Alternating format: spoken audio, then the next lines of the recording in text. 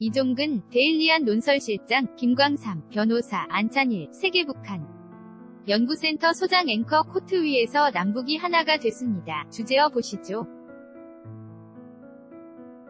15년 만에 열렸습니다. 남북 통일 농구 장면 잠시 보셨습니다. 안찬일 세계북한센터 소장 오셨습니다. 어서오세요. 남북이 오늘 코트 위에서 하나가 됐는데 이게 15년 만이기 때문에 상당히 좀 의미가 있는 것 같습니다. 인터뷰 맞습니다. 올해 봄에는 바로 저 정주영 체육관에서 문화의 술로서 남북관계를 발전시키고 여름은 스포츠, 또 가을쯤 되면 우리 대통령께서 평양에 가서 정상회담, 그래서 농구로서 이제 이 농구도 원래 판문점 4.27 정상회담 때 우리 대통령께서 축구를 하자 병평축구가 역사가 있으니까 그랬더니 김정은 위원장이 농구가 좋습니다. 농구의 팬이니까.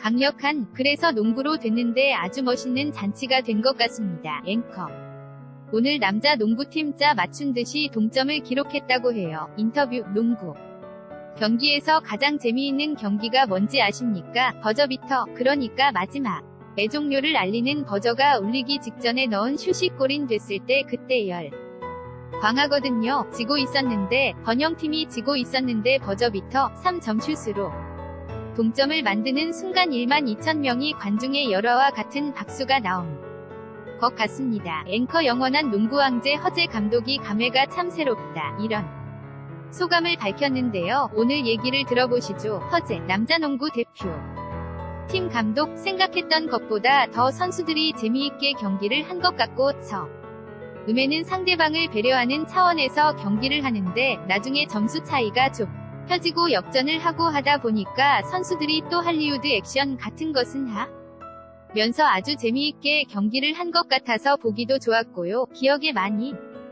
남을 것 같습니다. 장내 아나운서가 허웅 선수가 형제라고 했을 때 웅성웅성하더라고요. 생각하지도 못했는데 청팀 홍팀 나누다 보니까 반대편이 됐는데 하다 보니까 또 둘이 같이 1대1 상황이 되면 더 재미있을 것 같아서 그렇게 해봤는데 재미있었던 것 같아요. 옥류관에서 15년 만에 냉면을 드셨잖아요. 15년 전에 옥류관에서 먹었던 냉면 맛이랑 내가 느끼기엔 조금 맛이 다른 것은 있었는데 맛있게 먹었습니다. 앵커 허재 감독이 평양냉면 먹방왕에 등극하지 않을까 싶을 정도로 맛있게 드시는 모습을 봤는데 허재 감독 북에서 유명하죠. 인터뷰 유명하죠. 북한에는 이제 리명훈 선수라고 2m 35cm 아마 남북한을 통틀어서 그 선수 만큼 키 큰 선수는 없을 겁니다. 중국에도 랴오밍이라고 2m 17cm가 있어서 NBA에 진출했지만 리명훈 선수가 NBA에 진출하려고 했는데 부상을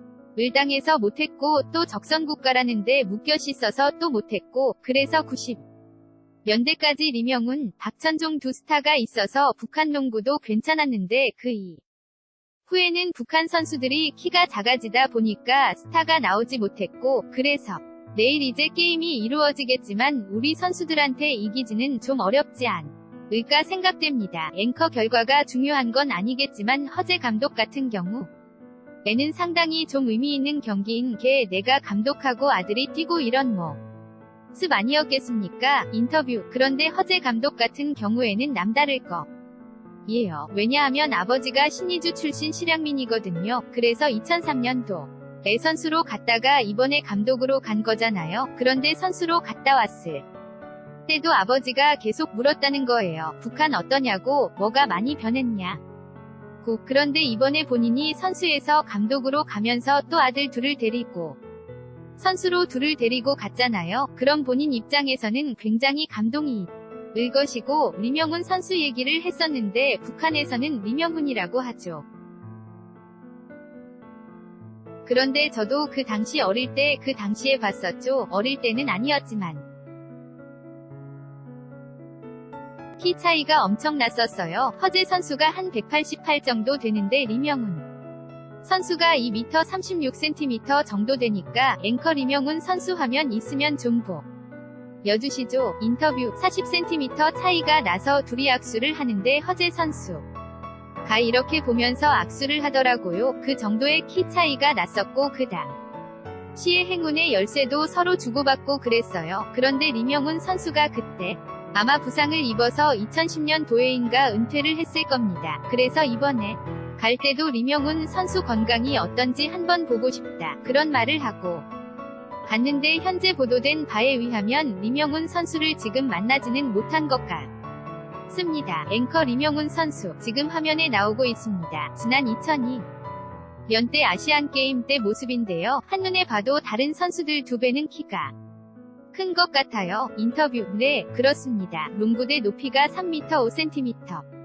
인데 그것에 70cm까지 가는 2m 35cm입니다. 그래서 북한에서 림영훈 선수가 가장 뛸 때가 박천종, 림영훈 선수가 뛸 때가 북한 농구의 전 선기였고 또 그때는 사실 김정일 위원장도 그렇고 농구보다는 축구에 관심이 많았었습니다. 그런데 김정은 위원장도 축구에 관심이 많은데 아쉽게도 김정은 위원장이 관심을 두는 것에 비해서는 북한 농구가 그렇게 전성기를 누리지 못하고 있고 오히려 지금은 여성 축구라든지 이런 스포츠가 북한에서 좀 각광을 받고 있습니다. 앵커 남북이 오늘 농구로 하나가 됐지만 농구 룰이나 용어 같은 건 아직까지 좀 차이가 있는 것 같습니다. 북한의 농구 용어 좀 우리에게는 생소한데요. 함께 보시죠. 일단 패스에 네가 이 말 하는데 이걸 연락해 이런다고 하고요. 어시스트는 득점 연락. 덩크슛은 꽂아넣기라고 한다고 하고요. 리바운드는 판공 잡기입니까? 판공 잡기. 인터뷰. 판에서 뛰는 공을 잡는다는 것. 앵커아, 판공 잡기. 인터뷰. 패스는 모든 스포츠에, 우리는 모든 축구에서도 패스, 이러면 연락하라는 소리인데 북한 연락 이렇게 얘기를 합니다. 그러니까 빨리 나한테 보내 공을. 그래서 연락하라고 그러고 한 선수들 치고 덩크슛을 하는 선수는 거의 없습니다. 키가 크지 않기 때문에. 그래서 아까도 말씀하셨지만 장거리에서 집어넣는 슛, 3점 슛 그것을 북한 농구에서 가장 매력 있는 것으로 보고 NBA 나 우리는 덩크슛을 상당히 관람자들이 매력있게 보지만 북한은 덩크슛은 거의 없기 때문에 3점슛에 더 매력을 느끼고 있습니다. 앵커. 그러니까 잘하는 선수는 3점슛을 잘 넣는 선수가 되겠군요. 인터뷰. 그렇죠. 키가 작아도 3점슛을 잘 넣는 선수가 있습니다. 앵커. 룰에서는 8점을 주는 것도 있다고 하던데요. 농구에서. 인터뷰. 글쎄, 그거는 제가 8점을 어떻게 주는지 제가 잘 모르겠습니다. 인터뷰. 종료 직전 2초 이내로 슛을 해서들 어가면 8점을 준다고 하는데 국제적인 룰은 아닙니다. 앵커. 자유투 또 넘으면 마이너스 1점이다 이런 얘기도 있던데 룰도 좀 다르고 그리고 용어도 좀 다르고 선수들 간에 생소한 것도 있었겠지만 그래도 오늘 코트 위에 서는 하나가 돼서 좋은 경기를 보여줬는데요. 한 가지 관전 포인트가 김정은 위원장이 관람할 것인가 이 부분이었는데 오늘은 김정은 위원장이 모습을 나타내지 않았습니다. 관련한 얘기를 좀 들어보시죠. 추승균 프로농구 KCC 감독. 김정은 위원장이 아직 경기장에 온다는 소식은 없는데 관람을 하러 올까요? 바램은 왔으면 좋겠습니다. 먼저 하자고 했으니까. 또 추 감독님은 예감이 어떠세요? 저도 올 것 같습니다. 기억나는 선수는 이명훈 선수죠. 실제로 만나보니까 어때요? 엄청 큽니다. 엄청 크고 생각했던 것보다 엄청 크고 추승균 감독님이 몇이시죠? 저는 190입니다. 1m 90cm, 세상에 190cm인 분이 기에도 이명훈 선수는 정말 엄청 크다 이런 느낌? 네, 엄청 큽니다. 정말. 그래서 제가 알기로는 버스 탈 때도 의자를 한두 개, 3개는 뺐다 고 얘기를 들었거든요. 앵커. 또 추승균 선수도 상당히 추억에 젖으면서 이런저런 얘기를 했는데 김정은 위원장이 내일까지 경기니까요. 내일 오지 않을까 하는 전망이 많은 것 같습니다. 인터뷰. 제가 볼 때는 99% 올 거로 예상되는데 왜냐하면 김정은 위원장이 아주 농구 팬 겠습니까? 그래서 시카고 불스에서 뛰던 데니스 로드먼 이 사람이 평양에요. 너번 왔다 간 것도 그 사람이 그야말로 판공 잡기, 드리블의 명수 겠습니까? 그래서 농구에 관심도 많고 그렇기 때문에 아마 오늘 하는 경기는 는 친선 경기니까 그야말로 주고받고 해서 서로 좋은 모습만 보여줘.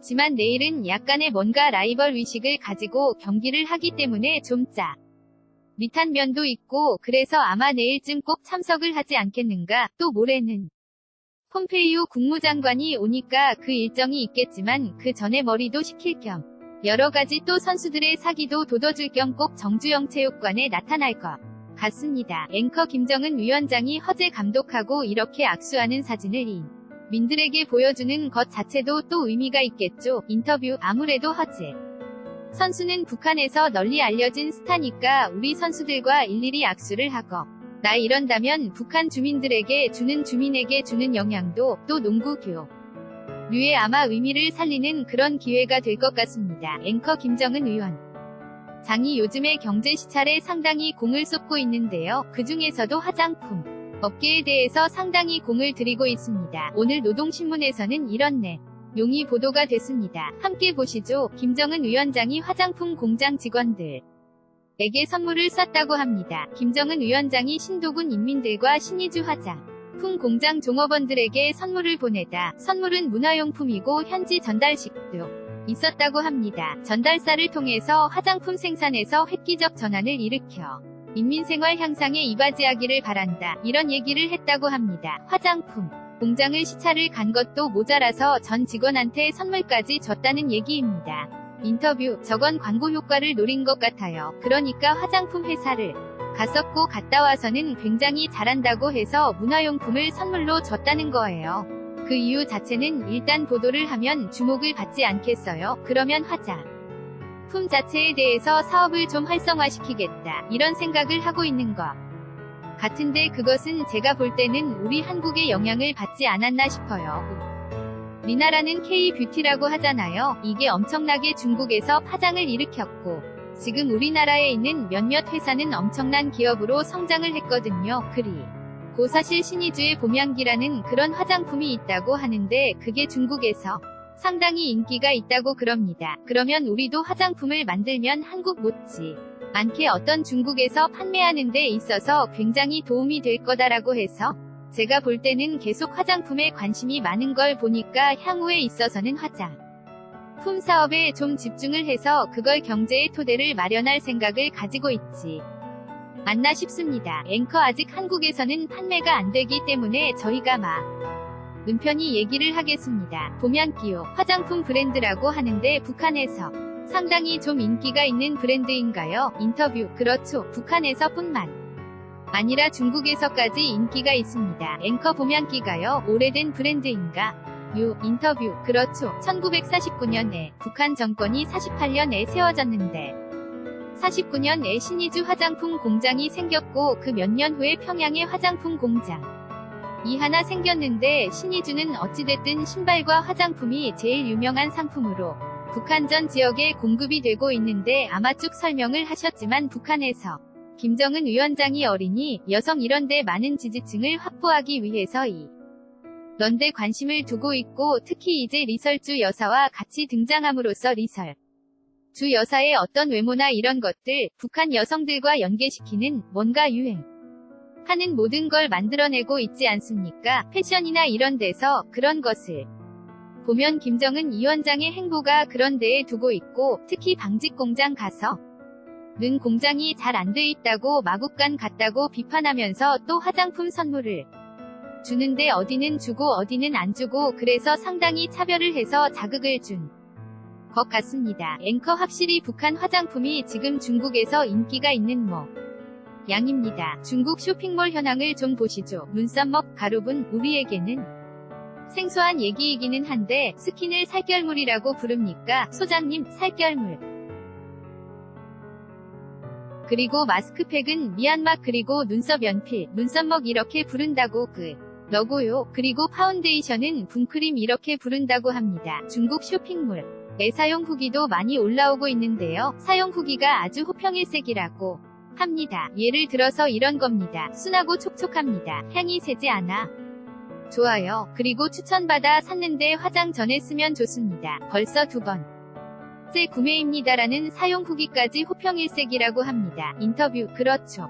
북한 화장품이 주로 인삼, 고려인삼 이런 소재들을 쓰다 보니까 말하자 면 소재에서 화학적인 제품이 좀 덜 들어가고 내추럴한 천연 재료들이 많이 들어가기 때문에 그러면서 가격은 싸니까 중국 사람들이 좋아하고 미얀마기 라고 하는 얼굴에 붙이는 건 북한 여성들이 그걸 붙이고는 집에 그냥 가만 있는 게 아니라 우리는 대개 여성들이 그걸 붙이고 집에서 우리는 TV만 보는데 북한 여성들은 그걸 붙이고 이제 쓰레기도 버리러 가고 청소도 하러 가고 앵커 그 미얀막을 붙이고 막 돌아다닙니까? 인터뷰 돌아다닙니다. 집 주변에서 돌아다니는데 그러면 상당히 부티 나는 여성으로 이렇게 이제 각광을 받기 때문에 그런 게 우리하고도 생활 관습의 차이가 있으니 다 앵커 지금 보고 계신 화면이 안찬일 소장님이 저희에게 직접 보내주신 화면입니다. 저기에 북한 화장품이 나오고 있고요. 중국에서는 굉장히 순하고 좋은데 가격까지 저렴해서 너무 좋다 이런 반응이 많다고 하고 조금 전에 미얀막 그러니까 마스크팩 화면도 지나갔는데 북한 여성들도 요즘에 미얀막을 많이 붙인다는 얘기죠. 인터뷰 그렇죠. 많이 붙이고 이제 피부를 그만큼 관리하려고 하고 있고 하얀 피부를 선호하는 게 우리 한국의 드라마나 이런 걸 많이 보고 따라하려다 보니까 미얀막 소비가 늘어나고 있는 겁니다. 앵커 저희가 화장품 얘기를 계속해서 그런데 확실한 건 김정은 위원장이 최근에 화장품 업계에 상당한 공을 들이고 있고 이것을 중국에서 상당히 눈여겨보고 있다는 건 분명한 것 같습니다. 인터뷰 네. 그렇습니다. 지금 사실 경공업이 완전히 죽어버렸거든요. 그런데 경공업을 살려야 되겠다라는 그런 계산도 깔려있다고 봐요. 지금 신의주 화장품 회사 이 공장이 올 초에 이런 보도도 나왔습니다. 공장 중에 최초로 정상 배급받고 있다. 무슨 얘기냐 하면 사실 배급이 제대로 배급을 받지 못하는 게 북한의 현실인데 신의주 화장품 공장만 사실 정상적으로 배급할 만큼 공장이 제대로 돌아가고 있다라는 그런 상징이거든요. 그만큼 신의주 화장품 공장, 그러니까 평양에도 공장이 있지만 신의주 화장품 공장에 집중적으로 원료를 대고 집중적으로 생산, 만들고 있다라고 지금 보여집니다. 앵커 소장님, 끝으로 긍정적인 전망을 해보면 김정은 위원장이 이렇게 화장품 공장 직접 갈 정도로 경제 발전에 관심이 있다면 그것과 다른 축에 있는 비핵화에도 앞으로 좀 공을 들일 가능성이 높다. 이렇게 봐도 될까요? 인터뷰 그렇죠. 지금 여러 군부 강경파들을 뒤로 밀어내면서 비핵화 의지를 드러내고 있는데 아마 내일 모레 폼페이오가 오면 또 시간표도 들고 다 어쩐다고 하는 것 보면 역시 경제 발전을 하려면 비핵화를 하지 않으면 안 되게 되어 있습니다. 그래서 저는 비핵화에 대해서도 김정은 위원장 이 상당히 적극적으로 나오지 않을까 그렇게 기대합니다. 앵커 지난번 폼페이오 방북 때는 억류 미국인과 함께 돌아갔는데요. 이번에는 폼페이오가 어떤 선물을 갖고 돌아갈지 지켜보도록 하겠습니다. 이종근 데일리안 논설실장, 김광삼 변호사 그리고 안찬일 세계북한연구센터 소장 세 분이었습니다. 고맙습니다.